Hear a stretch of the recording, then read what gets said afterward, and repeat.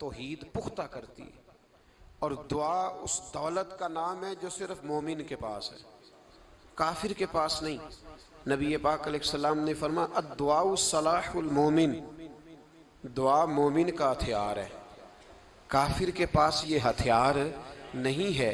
मोमिन जब अपने मालिक के हुजूर दुआ मांगता है ना, दुनिया में आप किसी से ज़्यादा मांगे तो वो नाराज़ हो जाता है।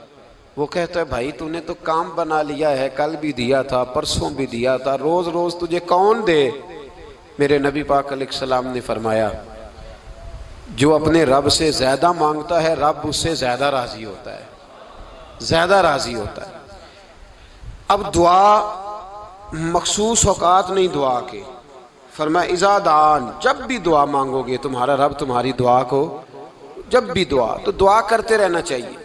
हर वक्त दुआ में बंदा शामिल रहे, अल्लाह के जिक्र में शामिल। ये जो कुरान मजीद ने कहा ना या अय्युहल्लज़ीना आमनू उज़्कुरुल्लाह ज़िक्रन कसीरा, ऐ ईमान वालों अपने रब का जिक्र कसरत से करो, वसब्बिहूहु बुकरतम व असीला, और सुबह शाम उसी की पाकी बयान करो। तो इससे मुराद ये नहीं है कि तस्बीह लेके सारा दिन मस्जिद में बैठे रहो और काम कोई ना करो, बल्कि इसका मतलब ये है कि रोटी शुरू करो तो अल्लाह के नाम से, इख्तिताम करो तो अल्लाह के नाम, सो जाओ तो रब का नाम लेके, सवेरे उठो तो अल्लाह का नाम लेके, जब तुम्हें कोई चीज़ अच्छी लगे तो माशाअल्लाह कहो, जब कोई मुसीबत आए तो कहो इन्ना लिल्लाहि व इन्ना इलैहि राजिऊन। तो सारा दिन अल्लाह का जिक्र जारी रहेगा। नबी पाक सल्लल्लाहु अलैहि वसल्लम ने मुसलमान को एक दूसरे से मिलने का तरीका बताया। तो मुसीबत आए तो क्या कहना है, सिर्फ फौतगी पे नहीं कहना, इसकी वजाहत कर दो। कोई भी अल्लज़ीना इज़ा असाबतहुम मुसीबा, जब भी कोई मुसीबत आए अल्लाह के बंदे कहते हैं हम अल्लाह की तरफ से आए हैं और अल्लाह की तरफ ही हमने लौट जाना।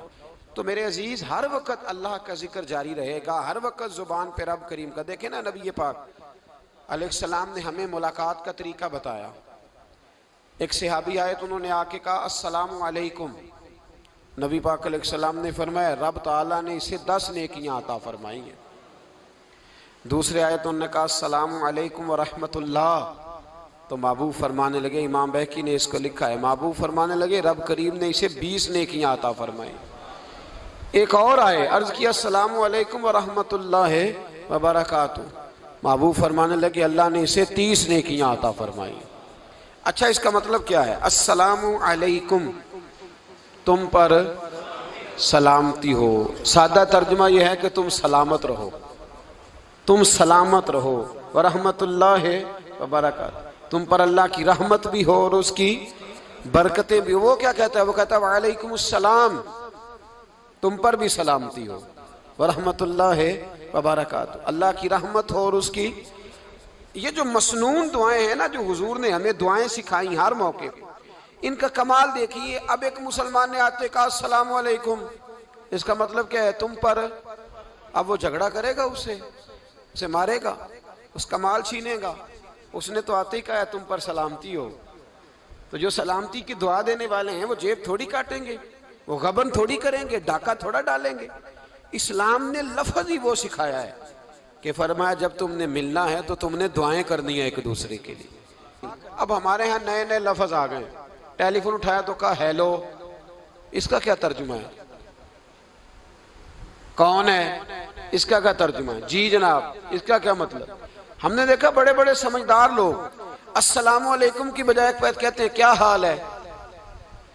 भाई क्या अजीब बात है, भाई क्या हाल है का क्या मतलब हुआ, वो बाद में करने की बात है। और कुछ थोड़ा सा जो अदीब हैं, जो बेचारे हुरूफ के पेचोताब में रहते हैं, वो कहते हैं अदाब अर्ज है। वो क्या होता है जी, इस्लाम ने दुआ सिखाई है अस्सलामु अलैकुम।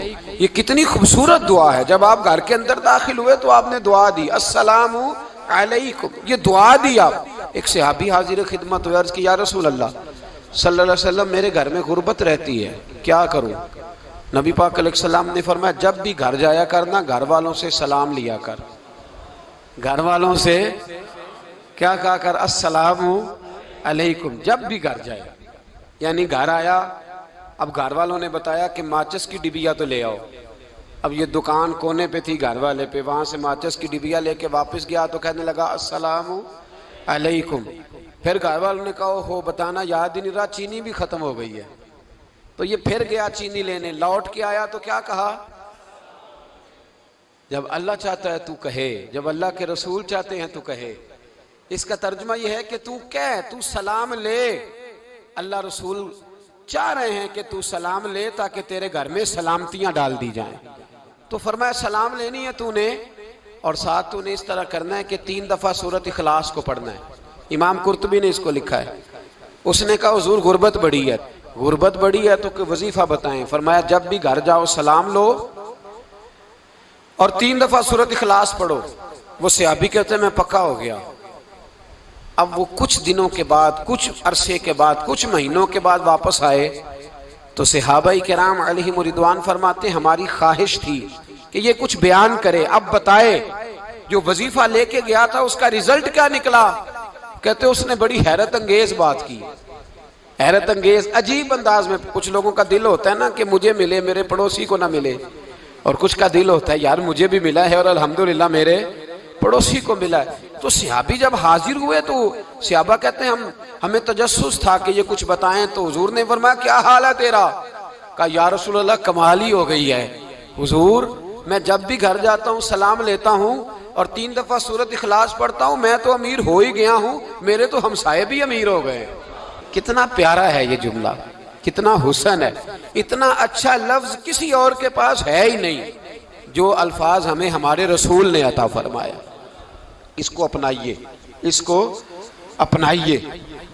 ये अलग बात है कि लोग मतलब के लिए सलूट कर लेते हैं बड़ा सारा, लेकिन मतलब के लिए नहीं। जिसको जाने उससे भी सलाम लें, जिस मुसलमान को नहीं जानते उससे भी। तो नबी पाक ने हमें मसनून दुआएं सिखाई। रात को जब सोने लगे अल्लाह के रसूल सल्लल्लाहु अलैहि वसल्लम ने हमें दुआ सिखाई। हुजूर ने फरमाया जब सोने लगो तो मुस्लिम शरीफ में फरमाया तुमने ये दुआ पढ़नी, अल्लाहुम्मा बिइस्मिका अमूतु व अहया। तुमने कहना ए अल्लाह मैं तेरे नाम पर मरता हूँ और तेरे नाम पर जीता हूँ। नबी पाक सल्लल्लाहु अलैहि वसल्लम ने एक हदीस में फरमाया कि ये जो नींद है ना, ये मौत की छोटी बहन है, ये मौत का एक हिस्सा है। जिस तरह इंसान सो जाए तो कोई खबर नहीं होती क्या हो रहा है, बिल्कुल वो उठा है तो उसने कहा हो ये क्या हुआ। सो जाता है ना आदमी, उसे खबर नहीं होती। ओहो मैंने तो 11 बजे उठना था, ये तो 3 बज गए। अब उसे खबर न रही। सोते हुए लोग चोरी कर लेते हैं। बल्कि इस तरह भी होता है कि आदमी ने गखड़ उतरना था, वो पिंडी से आ रहा था लेकिन वो सोया हुआ था। आंख तब खुली जब कामों की आ गया था। अब उसका इस पर जोर, तो फरमाया क्या पता अब तो खुल गई कामों की, जाके लाहौर जाके किसी जगह पहुंच के, तो ये भी मुमकिन है कि खुले ही ना, नींद ही मौत का सबब बन जाए। तो तू कह के सो कि या अल्लाह तेरे नाम पे सो रहा हूं। अल्लाह किस नाम पे सो रहा हूं यार। अगर हम इन दुआओं का हुस्न समझे, मत अल्लाहुम्मा बिइस्मिका अमूतु व अहया, या अल्लाह मैं तेरे नाम पे सोता हूं और तेरे नाम पर उठता हूं। गोया कह रहा या अल्लाह मेरी नींद भी तेरे फजल से ही है, और अगर आंख खुल जाए तो वो भी तेरे फजल से ही है। कितना आला नबी पाक अलैहिस्सलाम ने अंदाज सिखाया। और फिर बुखारी शरीफ में हदीस मौजूद है, फरमाया जब उठो तो कहो अल्हम्दुलिल्लाहिल्लज़ी अहयाना अहयाना बादमा अमातना व इलैहिन नुशूर। फरमाया जब तुम सो के उठो तो फिर कहो ए अल्लाह सारी तारीफें तेरे लिए, तमाम तारीफें जिसने हमें मौत के बाद हयात दी। मौत के बाद फरमाया अहयाना बादमा अमातना, हमें मरने के बाद गोया अल्लाह का शुक्र अदा करके आंख खुल गई। देखिए किस तरह इस्लाम मुसलमान को अल्लाह के साथ जोड़ता है। फरमाया शुक्र कर, आंख खुल गई। कहा या अल्लाह तेरा शुक्र है तूने मौत के बाद हमें दोबारा हयात अता फरमाई, ये शुक्र अदा करो। गोया तुम ये ना कहना कि मैं उठ गया हूं तो मेरा कमाल है, या ये ना समझना मैं उठ गया हूं तो मैं बड़ा पाबंद हूं, जब मैं इरादा कर लूं कि मैंने 11 बजे उठना है तो फिर मैं उठ जाता हूं। ये ना कहना कि ये अलार्म बड़ा अच्छा है, ये मुझे उठा लेता है। ज़हन के अंदर ख्याल कर कि नींद तो मौत की तरह थी, ये जो मैं उठ गया हूं तो अपने रब के फजल से उठा हूं। जो मैं उठ गया हूं, जो अभी अभी उठे हैं वो तो बोल देना कम से कम कि मैं अपने रब के फजल से उठ गया। तो दुआ सिखाई। फिर देखिए नबी पाक सल्लल्लाहु अलैहि वसल्लम ने फरमाया जब तुम बैतुल खिला में जाते हो ना, वाशरूम में जाते हो, तो गंदी चीजें होती हैं वहां, शैतान होते हैं, जिन्नात होते हैं, ये गंदगी पे होते हैं। जब तुम वॉशरूम जाओ, बैतुल खला जाए, तब भी दुआ मांगो। क्या दुआ मांगो? वो दुआ भी नबी पाक सल्लल्लाहु अलैहि वसल्लम ने हमें तालीम फरमाई और बुखारी में है, कहा पढ़ा करो, अल्लाहुम्मा इन्नी आऊज़ु बिका मिनल खुबूसी वल खबाइस। कहो ए अल्लाह, नापाक चीजों से मैं तेरी पनाह मांगता हूं, वो नर हो या मादा हो। अल्लाह मैं तेरी पनाह मांगता हूं। वॉशरूम के अंदर बहुत सारी बुरी चीजें होती हैं। जवान मेरी बात पर तवज्जो फरमाएं, वहां बहुत सारी गंदी चीजें होती हैं। इंसान कई दफा वॉशरूम में जाता है, उसे वसवसे ज्यादा आते हैं। ये नोट करें मेरी बात को। असल में ना हम बात ढूंढ रहे हैं इलाज अपनी बीमारियों का, हालांकि इलाज तो सारा मदीने वाले रसूल के पास मौजूद है, महबूब के पास सारी दवाइयां हैं।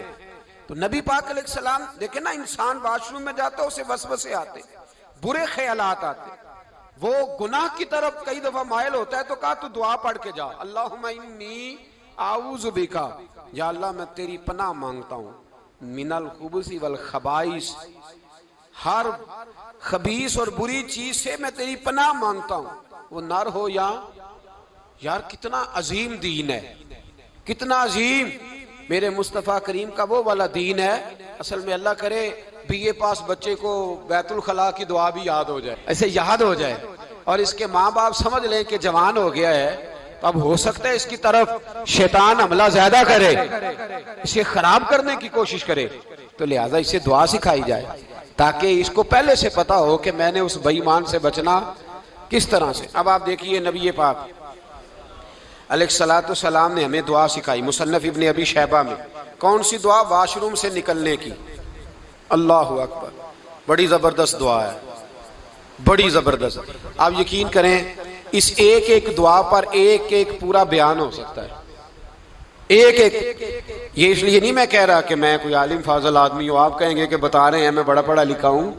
सिर्फ ये अर्ज कर रहा हूं कि इसके फवायद पर, समरात पर, जो अल्लाह तबारक व तआला उम्मत को देता है, इन दुआओं की जो फजीलत हदीसों में आई है, और फिर जो इसके फवायद है, अगर उस पर बात करूं तो एक दुआ तकाजा करती है कि उस पर पूरा एक लेक्चर होना चाहिए। देखिए आप वॉशरूम से निकले, दुआ क्या है? दुआ के लफ्ज के अल्हम्दुलिल्लाहिल्लज़ी, एक हदीस में लफ्ज है गुफराना का, गुफराना का, ऐ अल्लाह मैं तुझसे बख्शिश चाहता हूँ। और जो मशहूर और मारूफ है मुसन्नफ इब्ने अबी शैबा की रवायत, फरमाया अल्हम्दुलिल्लाहिल्लज़ी अज़हबा अन्निल अज़ाब आफानी, फरमाया ऐ अल्लाह तेरा शुक्र है। वॉशरूम से निकला है तो कह रहा है या अल्लाह तेरा शुक्र है, तूने मुझसे अजियत दूर की, व आफानी, और तूने मुझे आफियत अता कर दी। अजियत दूर कर दी और आफियत, बोलिए। वॉशरूम से निकला है तो क्या कहता है? या अल्लाह तेरा शुक्र है, तूने मुझसे अजियत दूर कर दी और मुझे आफियत। डॉक्टर हकीम होम्योपैथिक एक चीज पर मुत्तफिक कम होते हैं, पता है ना आपको, लेकिन इस बात पर सबका इत्तेफाक है कि अगर किसी को कब्ज हो जाए ना तो शायद 70 या 72 बीमारियां लग जाती हैं उसको। और जब आदमी को कब्ज होती है ना, पेट के अंदर फुजला जम जाता है, खारिज नहीं होता, तो उसको आसाब की बीमारी होती है, उसके जहन पर असर होता है उस चीज का। आप ये मत समझे कि खाना खाना ही एक कमाल है, अल्लाह ने यह भी नेमत बनाई है कि खाना जब खारिज होता है तो वो भी अल्लाह का बहुत बड़ा एहसान है। तो फरमाया तू समझा ही नहीं, अगर तुझे कब्ज हो जाती, तेरे पेट के अंदर वो चीज जम जाती, तेरे लिए कितनी तकलीफ का बायस थी। उन लोगों से पूछिए जो इसके बीमार हैं, इसके मरीज हैं, वो कितनी तकलीफ में रहते हैं, सर में दर्द होता है, सर चकराते हैं। एक बहुत बड़ा रोड एक्सीडेंट हुआ तो ड्राइवर से लोगों ने पूछा कि मसला क्या है, तो कहने लगा मैं कब्ज का मरीज हूं, तो मैं खाना खा लेता हूं तो मेरे जहन पर वो इस कदर ज्यादा गैस का गलबा होता है कि मैं सख्त तकलीफ में हूं। नबी पाक अलैहिस्सलाम ने हमें समझाया और बताया कि समझ लो यारो, खाना खाने की नेमत तो अल्लाह ने तुम्हें अता फरमाई है, लेकिन खाना खाने के बाद उसका इखराज भी अल्लाह की बहुत बड़ी नेमत है, तो अल्लाह का शुक्र अदा करो।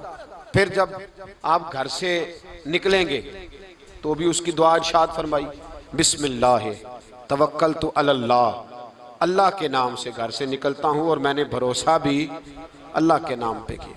जब घर से निकलें तो किसके नाम पे भरोसा करें? बोलिए। हजरत राबिया बसरिया रहमतुल्लाह अलैहा, आप तशरीफ ले गई हज करने, जिस दिन वापस आई अपना ऊंट कह गई जाती दफा, कहने लगी अल्लाह मैं तेरे हवाले करके जा रही हूँ और बिस्मिल्लाह तवक्कलतु अलल्लाह, भरोसा भी तेरी जात पे है। जिस दिन वापस आई ना उसी दिन किसी ने बताया कि अम्मा आज ही तेरा ऊंट मर गया है। तो ऊंट के सराहने खड़ी होकर कहने लगी मौला मैं तो तेरे नाम पे तेरे पे भरोसा करके गई थी, तेरे हवाले, मैं तो तेरे घर गई थी। तो लोग कहते हैं अम्मा के मुंह से लफ्ज निकले तो ऊंट जिंदा होके खड़ा हो गया, खड़ा हो गया हूं। तो अम्मा कहने लगी नहीं तुम्हें ही गलती लगी है, मरा ही नहीं था, पहले से ही मौजूद था, वह अपनी करामत भी नहीं जाहिर होने दी। तो भाई घर से निकले तो किस लफ्ज पर कि या अल्लाह मैं तेरे भरोसे पे निकल रहा हूं। मैं इसके दो फायदे होंगे, एक तो आप अल्लाह की अमान में जा रहे हैं, अल्लाह की अमान में आ रहे हैं, और दूसरा जिस घर को आप छोड़ के जा रहे हैं उसे भी अल्लाह की अमान में दे के जाए। तो कितना लज्जत वाली दुआ है जो नबी करीम अलैहिस्सलाम ने हमें सिखाई। अब जरा हदीस सुने खुश हो के, देखें हुजूर ने दुआ सिखाई। फरमाया जब देख लो ना किसी को हंसता हुआ, क्या करता हुआ, माशाअल्लाह आप तो हंसने लगे। जब किसी को हंसता हुआ देखो तो कहा करो अदहकल्लाहु सिन्नक, ये दुआ, ये बुखारी है। फरमाया दुआ मांगा करो जब किसी मोमिन को हंसते हुए देखो तो दुआ मांगो अदहकल्लाहु सिन्नक, अल्लाह तुझे हंसता ही रखे, अल्लाह तुझे, बोलिए, जल ना जाया करो कि मैं परेशान हूं तो ये हंस क्यों रहा है, जला ना करो, बल्कि क्या कहा करो अल्लाह तुझे हंसता रखे, अल्लाह तुझे। नबी पाक सल्लल्लाहु ताला अलैहि वसल्लम ने फरमाया, तिरमिजी में हजरत उसामा बिन जैद रदी अल्लाह ताला अन्हु से हदीस मरवी है, हुजूर ने फरमाया जिसने किसी के साथ एहसान किया और जिस पर एहसान किया, अगर उसने ये दुआ पढ़ दी ना जज़ाकल्लाहु खैरा, तो फरमाया उसने अल्लाह की भी पूरी हम्द कर दी और मोहसन का सही शुक्रिया भी अदा कर दिया। क्या कहना है, जज़ाकल्लाहु, अल्लाह तुझे बेहतरीन जज़ा अता करे। इसका तर्जुमा क्या है, अल्लाह तुझे बेहतरीन, क्योंकि हुजूर फरमाते हैं मल्लम यशकुरुन्नास वलम यशकुरुल्लाह, जिसने बंदों का शुक्रिया अदा नहीं किया उसने अल्लाह का भी शुक्रिया अदा नहीं करना। तो क्या कहना चाहिए, जज़ाकल्लाहु खैरा। और अगर अम्मा कहती हो बच्चों को अंग्रेजी सिखानी है तो क्या कहना है, फिर शुक्रिया अदा करने में क्या कहना है, थैंक्स, थैंक यू। ओ खुदा के इसका सवाब कितना है।